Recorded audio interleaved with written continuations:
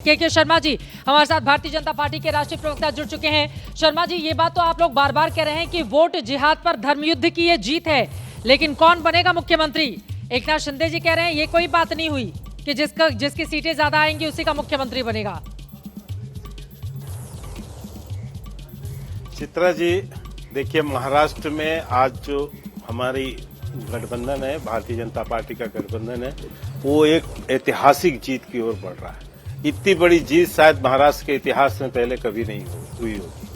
और मेघा जी अभी कह रही थी एक स्ट्राइक रेट का, तो मैं थोड़ा सा यदि मैं गलत नहीं हूं तो बिहार के चुनाव में हम इससे भी बड़े स्ट्राइक रेट को कवर कर चुके हैं। तो मैं आपको बताना चाह रहा था कि ये जो इतनी बड़ी जीत आज महाराष्ट्र की जनता ने हमें जन आशीर्वाद के रूप में दिया है, अभी तो हम उस आनंद में हैं, उस खुशी में हैं। और जहां तक ये इस तरह के बहुत से कंट्रोवर्सी पैदा करने की बातें हम पिछले 1-1.5 महीने से सुन रहे हैं और बहुत अच्छे से मुस्कुराते हुए हम अपने काम में लगे हुए हैं। आप इतने ज्यादा आनंद में हैं, तो वो जो आनंद दीघे के शिष्य हैं वो आप लोगों को बहुत देर तक आनंद में रहने नहीं देंगे। एकनाथ शिंदे ने कहा है कि ज्यादा सीटों का मतलब ये कतई नहीं हो गया कि मुख्यमंत्री उधर का बनेगा। दावेदारी मजबूती से रखी है उन्होंने अपनी। ऐसा है, स्कूल बिल्कुल मैं कह रहा हूँ सबको रखना चाहिए। बहुत अच्छा प्रदर्शन सभी का है, लेकिन बहुत स्पष्ट है।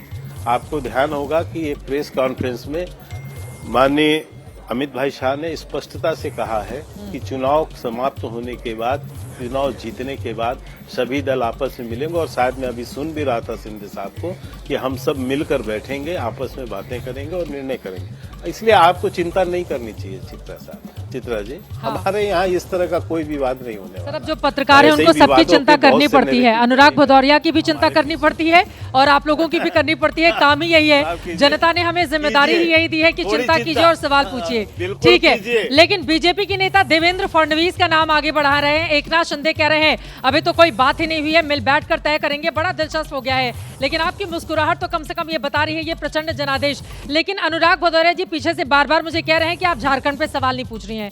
झारखंड में क्या हो गया आप लोगों को कि 5 साल सत्ता से दूर रहने के बावजूद झारखंड में आप लोग वापसी नहीं कर पाए? नहीं, ऐसा नहीं है चित्रा जी, अभी पूरे परिणाम नहीं है। और मैं ये कह सकता हूँ, यहाँ बहुत वरिष्ठ लोग भी बैठे हैं, मैं तो बहुत आशान्वित हूँ झारखंड को लेके भी। इसलिए हूँ क्योंकि हरियाणा जैसा ही ये भी जो छोटे राज्य है, इनके जो परिणाम होते हैं इसमें मार्जिन बहुत कम होते हैं। ये जो बड़े राज्य होते हैं इनके विधानसभाओं की साइज बड़ी होती है, इसके मार्जिन ज्यादा होते हैं। आप थोड़ा वेट कर लीजिए, 2:30-3 बजे तक जो भी स्थिति होगी सामने होगी। लेकिन मैं भदौरिया साहब को इतना कहूँ, इधर उधर क्यों झांक रहे हो दोस्त, अपने गिरेबान में झांको। आपका उत्तर प्रदेश उलट गया।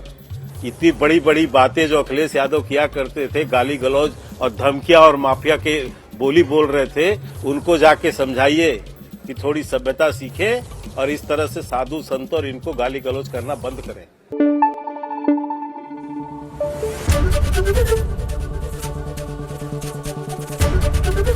एबीपी न्यूज आपको रखे आगे।